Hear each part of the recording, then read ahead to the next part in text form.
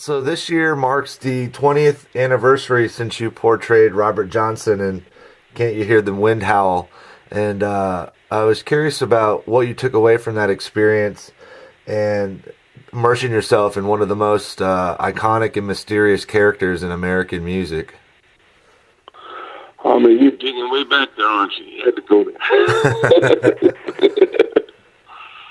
Well, 20 years ago, let me just wind back here. It's probably one of my early, probably maybe first theatrical, kind of like, I guess, experiences on film. Because it was on film, you know. Yeah. So, it all happened in Dallas, Texas, when I was doing a play called Rabbitfoot. And Peter Meyer saw me, and he was doing the film, so I saw me, he was looking for a Robert Johnson. And he saw me there doing this play, and so I ended up doing it. And it was pretty awesome. It was pretty low budget. I mean, there was no dressing room. The dressing room was an old Chevy Impala. And there was one cameraman that was, Peter directed it and put it together himself, and the story, and it was pretty awesome. I think it was probably about a week to do, maybe. What did you learn about Robert Johnson in that experience? I mean, as much as we have the music to listen and learn about, he's such a mysterious character. Well, I learned that no one knows anything about Robert Johnson. The person that probably I talked to who knows most about Robert Johnson was the late Robert Jr. Lockwood, you know, because he actually spent time with him, you know. And so he said Robert was a selfish guy, you know, and there wasn't any crossroads, you know, and it was a bunch of BS. So,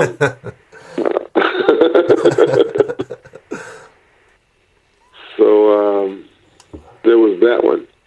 He said, but he was a really good singer, really good guitar player, better guitar player than most people know that he was, you know?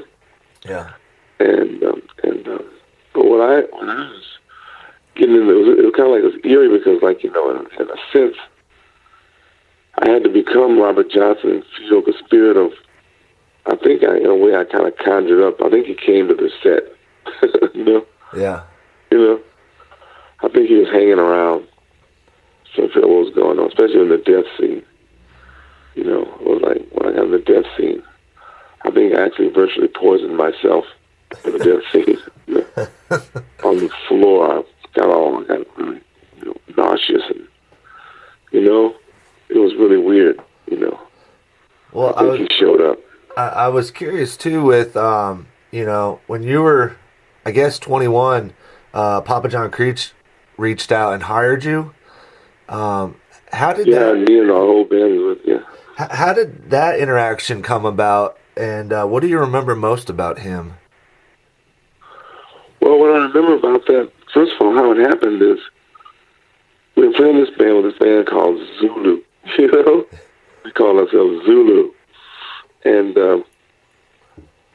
we would go to this rehearsal studio on Adams Boulevard every day.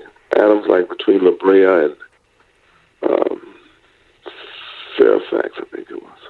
Yeah, you know? Yeah. And we just go there every day and rehearse, and every now and then we get a gig. And we were working on material and original material, and we were broke as hell. And there was a soul food restaurant next door to the studio, you know? And Papa John and his producer and his arranger walked by and heard us in there rehearsing. And came in and hired us. Well, what's so interesting about him is that, I mean, he was already at that point in his mid-50s. Yeah, he's 55. And he had come up in the blues scene, like as it was happening. Yeah, he come up in there, he come in the jazz, and he was a regular down in the Richard Room. He had the Johnny Creach Trio, and he was already playing with Jefferson Airplane, soon to be reconjured as Jefferson Starship. You and so I didn't even know who he was. I didn't know him. It was like really weird because all of a sudden we thrown into this scene. And all of a sudden we're hanging out with Jorma Kalkinen. All of a sudden I meet Big Joe Turner. I like it, Yeah. Harmonica Fats and all these guys, and meet Lerman Horton, who was a legendary songwriter in the blues, who I became friends with my whole life. I was friends with him from then on. Did gigs with him, Yeah. and it was really a start of me. So in a sense, I started out in the blues, but I didn't know I started out in the blues. Yeah. Because I was trying to be something else. But, the blues kind of caught me and continually go like, okay, I'm still waiting for you. Come on in. Well, that's the thing is, like, when I interview legendary musicians, yourself included, it always comes back to this notion of stay close to the source, whatever that is, Yes, you stay close to it because that's the fountain which all things spring from, And when you look at the blues and in American music, the blues, the gospel, country music, bluegrass, which was country music. They didn't call it bluegrass till a long time after that. But, the source is where you go from. You may not sound like the source, but that's where you get your inspiration from. That's the launching point. Yeah, that's where you bust off from, and that informs you, and that thing tells you when you're on or off, because that's the barometer of authenticity that you're connected to. Well, you're the living bridge between the past and present of blues music. With that said, though, what is the future and the fate of blues in the 21st century? Oh, there's lots of living links. I'm not the only living link. I'm just a participant in it. But you're definitely a common denominator between a lot of those great names. Well, there's lots of people coming up. There's like John Tavius Willis. I just produced a record on him. There's John Tavius Willis. There's Marcus. What's Marcus? Huh? Well, anyway. Marcus King? Have you listened to him? Marcus King. No, Marcus is another Marcus. Oh. Marcus King. There's a bunch of them coming up, that are embracing the blues. And there always has been. It's just every now and then one of them gets to peek their head out, and get noticed, like Gary Clark Jr., who is really a big, talking about a link, talking about a real deal dude, yes, So,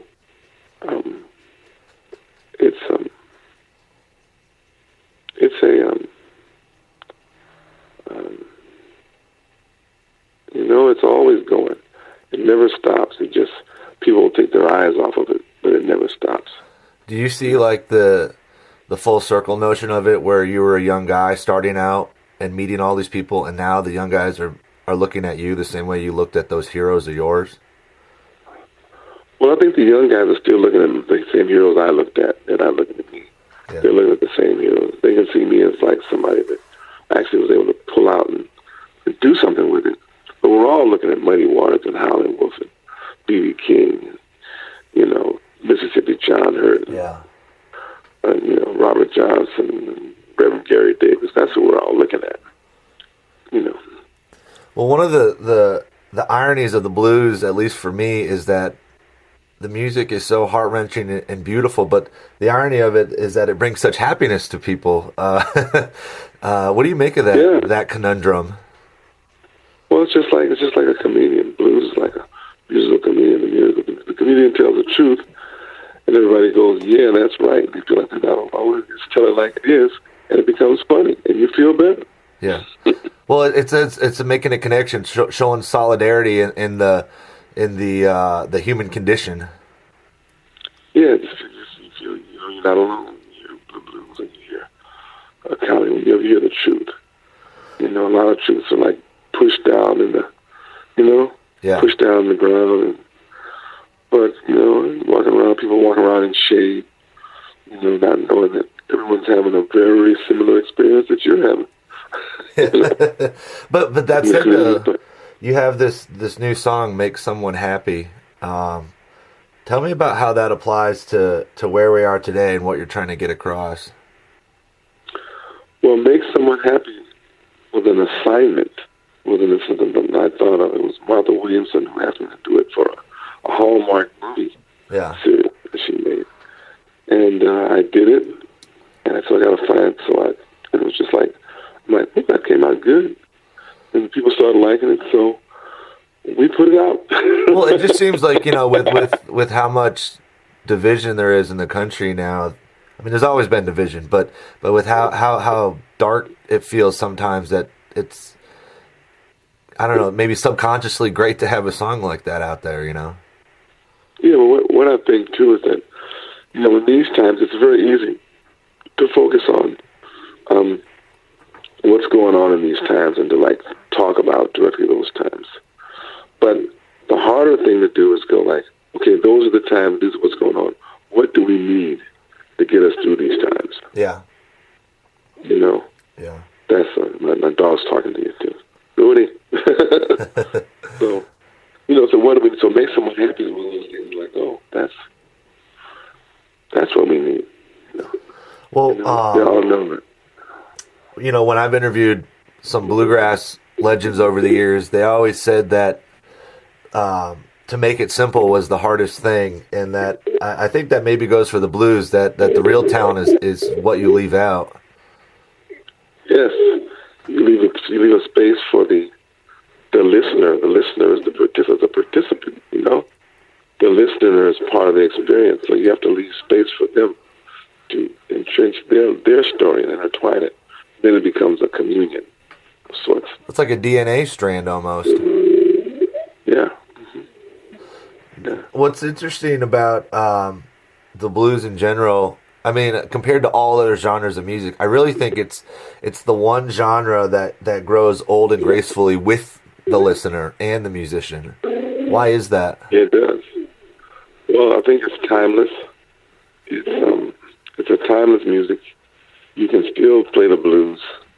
It's a difficult music to play. It's deceptively, sounds simple, but it's deceptively complex. Yeah. To really do right. And when people get into it and start, they understand how hard it is.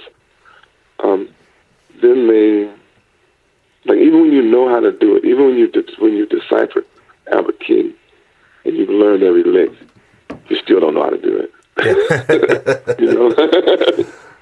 Well, you just learn the lick. I was having this conversation with someone recently, and they had asked, why do you think the Rolling Stones are still so cool and popular? And I said, it's not because of the pop or the rock, it's because they always had been closely aligned with blues music. I think that's why they're still popular. Yeah. Because if they went up and played pop songs, no one would go see a 70-year-old sing a pop song, but they'll go see it when it's blues/rock, And it's dirty. Yeah. I mean, so it's like, so when you get old, it's look at that dirty old man. There's something so beautiful about that. Clean old man. It's a dirty old man. Mick Jagger now, he's a dirty old man. I mean, he's not dirty in a sense, but he's got a pretty young wife. I think what's his girlfriend? She's like 23 or something like that. And they just had another kid or something. But yeah, but he's a kid. I mean, if you saw Mick Jagger running around with a woman his age, you'd be going that looks weird. That looks weirder than a young girl. Well,